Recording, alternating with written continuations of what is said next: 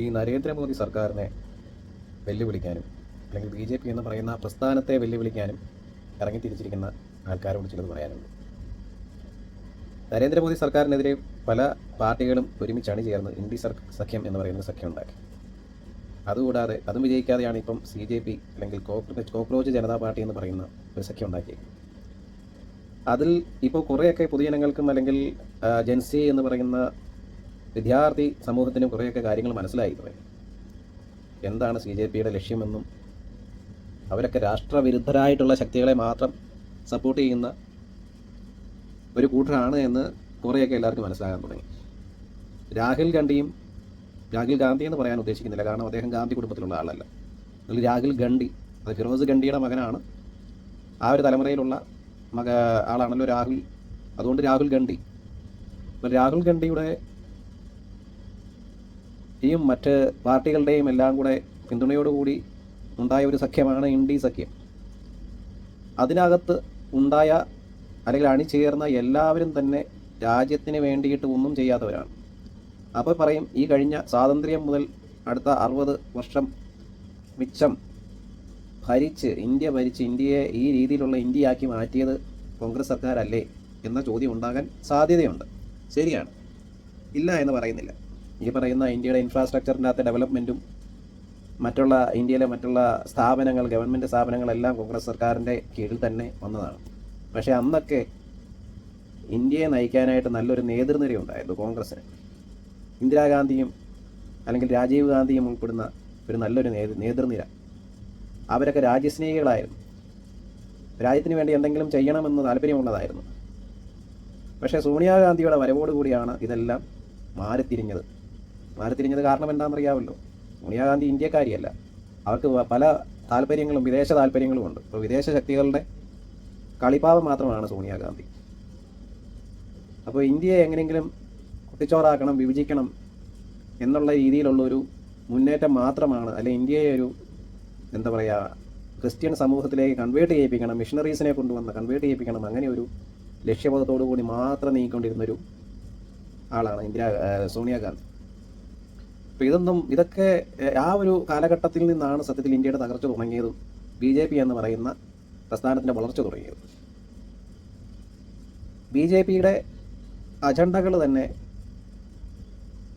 ആർക്കും തളർത്താൻ പറ്റാത്ത അജണ്ടകളാണ്. കാരണം BJP എന്ന് പറയുന്ന പ്രസ്ഥാനം രാജ്യത്തിൻ്റെ അല്ലെങ്കിൽ ദേശ സുരക്ഷയുടെ, രാജ്യത്തിൻ്റെ സംരക്ഷണത്തിന് വേണ്ടി മാത്രം പ്രവർത്തിക്കുന്ന ഒരു പ്രസ്ഥാനമാണ്.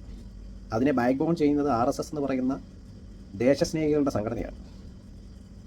ഒരു നൂറ്റാണ്ടോളമായി RSS എന്ന് പറയുന്ന സംഘടന രംഗത്ത് വന്നിട്ട് പല കളികളും പഠിച്ച്, പല കളികളിലും തോൽവികളും സംഭവിച്ച്, അതിൽ നിന്ന് പാഠം ഉൾക്കൊണ്ട് മുന്നോട്ട് പോയിക്കൊണ്ടിരിക്കുന്ന സംഘടന ഇപ്പോൾ വളരെ പ്രബലമായ, ലോകത്തിലെ ഏറ്റവും വലിയ ഒരു സ്വകാര്യ സംഘടനയായിട്ട് മാറിയിട്ടുണ്ട്. RSSൻ്റെ ശക്തി എന്ന് പറയുന്നത് ഈ പറയുന്ന മറ്റുള്ള രാഷ്ട്രീയ പാർട്ടികളിലെ വിങ്ങുകൾക്കും അല്ലെങ്കിൽ സൈലൻറ്റ് സ്ലീപ്പർ സെല്ലുകൾക്കും ഒന്നും മനസ്സിലാക്കാൻ പറ്റില്ല. കാരണം RSSനകത്ത് നാരീശക്തിയും മറ്റുള്ള ബാലശക്തി അങ്ങനെയുള്ള വിഭാഗങ്ങൾ ഒരുപാടുണ്ട്. വളർന്നു വരുന്ന പ്രബലമായിട്ടുള്ള ശക്തി കേന്ദ്രങ്ങളുണ്ട്. RSSൻ്റെ ശാഖകളിൽ ദിനം പ്രതി ഒന്നിനൊന്നായി വർദ്ധിച്ചു വരുന്നതേ ഉള്ളൂ, കുറയുന്നില്ല. അതാരൊക്കെ അടിച്ചമർത്തിയാലും അങ്ങനെ തന്നെ പോകത്തുള്ളൂ. അപ്പോൾ ഈ BJP എന്ന് പറയുന്ന സംഘടനയെ നമുക്ക് എതിർക്കണം, അല്ലെങ്കിൽ അവരെ എതിർത്ത് വിജയിച്ച് വരണം എന്ന് വേറൊരു കൂട്ടർ തീരുമാനിച്ചിട്ടുണ്ട് എന്നുണ്ടെങ്കിൽ അതിന് ശക്തനായ ഒരു നേതാവ് വരണം. രാഹുൽ ഗാന്ധിയെ പോലുള്ള ഒരാളല്ല. അദ്ദേഹം എന്താണ് ചെയ്യേണ്ടത്, വരുന്നയാൾ എന്താണ് ചെയ്യേണ്ടത്, രാഷ്ട്ര താല്പര്യങ്ങൾക്ക് വേണ്ടി മാത്രം നിലനിൽക്കുന്ന ആളായിരിക്കണം. അത് ഏത് പാർട്ടി ആയോട്ടെ, ഏത് കേന്ദ്ര ഭരിക്കുന്ന ആരായിക്കോട്ടെ, നല്ലതിനെ നല്ലതെന്ന് പറയാൻ പറയുന്ന ഒരാളായിരിക്കണം. അദ്ദേഹം നേതൃനിര നൽകുന്ന ഒരാളായിരിക്കണം. അങ്ങനെയുള്ള പാർട്ടി മാത്രമേ ഇനി BJPക്കെതിരായിട്ട് വിജയിക്കത്തുള്ളൂ. അല്ലാതെ ഇപ്പോഴും രാഷ്ട്ര താല്പര്യങ്ങൾക്കും ഗവൺമെൻറ് പാസ്സാക്കുന്ന ബില്ലുകൾക്കും രാഷ്ട്രത്തിന് ബെനഫിറ്റ് കിട്ടുന്ന ബില്ലുകൾക്കും ഇപ്പോഴും ഒപ്പോഷൻ നിൽക്കുന്ന ഒരു സംഘടന ഒരു കാലത്തും BJPക്ക് ഒപ്പോഷൻ ഇതായിട്ട് വരത്തില്ല. ഒരിക്കലും BJPയെ എതിർത്ത് ജയിക്കാൻ പറ്റില്ല. BJP എന്ന് പറയുന്ന സംഘടന എല്ലാം ചെയ്യുന്നത്, അല്ലെങ്കിൽ ഈ പറയുന്ന കേന്ദ്രം ചെയ്യുന്നതെല്ലാം ശരിയാണെന്ന് ഈ പറയുന്ന സംഘികൾ അല്ലെങ്കിൽ RSSകാർ പോലും വിശ്വസിക്കുന്നില്ല. അതിലും തെറ്റുകളുണ്ട്. പക്ഷേ 90% നല്ല കാര്യങ്ങൾ മാത്രമാണ് അവർ ചെയ്യുന്നത്. രാഷ്ട്രത്തിന് വേണ്ടിയിട്ടുള്ള, പൊതു താല്പര്യങ്ങൾക്ക് വേണ്ടിയിട്ടുള്ള കാര്യങ്ങളാണ് അവർ ചെയ്യുന്നത്. അതുകൊണ്ടാണ് യോഗി ആദിത്യനാഥ് എന്ന് പറയുന്നു, ഹിമന്ത് ബിശ്വ ശർമ്മ പോലുള്ള ആൾക്കാരൊക്കെ മുൻനിരയിൽ വന്നുകൊണ്ടിരിക്കുന്നത്. എന്തുകൊണ്ടാണ് അവരുടെ പേരുകൾ മാത്രം എല്ലാവരിലേക്കും എത്തിപ്പെടുന്നത്. കാരണം അതേപോലുള്ള സംസ്ഥാനങ്ങളിലാണ് അവർ ചെന്ന് വിജയിച്ചതും അവിടെ മാറ്റങ്ങൾ വരുത്തിയതുമാണ്. അതായത് സോഷ്യൽ മീഡിയയുടെ ശക്തി ഒന്നപാരം തന്നെയാണ്. ഒരുപാട് BJP ഒരുപാട് മുഖ്യമന്ത്രിമാരുള്ള ഒരുപാട് സംസ്ഥാനങ്ങളുണ്ട്. പക്ഷേ ഈ പറയുന്ന 2 അല്ലെങ്കിൽ 3 രേഖാ ഗുപ്ത, ദില്ലി, ഇവരുടെയൊക്കെ കാരണം അവരൊക്കെ കൊണ്ടുവരുന്ന മാറ്റങ്ങൾ പ്രകടമാണ്. അത് സോഷ്യൽ മീഡിയയിൽ കൂടെ പല രീതിയിൽ പല ചാനലുകളും അത് നമ്മൾ മലയാളം ചാനലുകളൊന്നും പറയുന്നില്ലെങ്കിലും മറ്റുള്ള ചാനലുകളിൽ കൂടി എല്ലായിടത്തും റീച്ച് ആകുന്നുണ്ട്. ഇപ്പോൾ ഹിന്ദി ചാനലുകൾ മലയാളികൾ ഇഷ്ടംപോലെ കാണുന്നുണ്ട്. കാരണം ഹിന്ദി അറിയാൻ മേലാത്ത ആൾക്കാരിപ്പം മലയാളികൾ കുറവാണ്.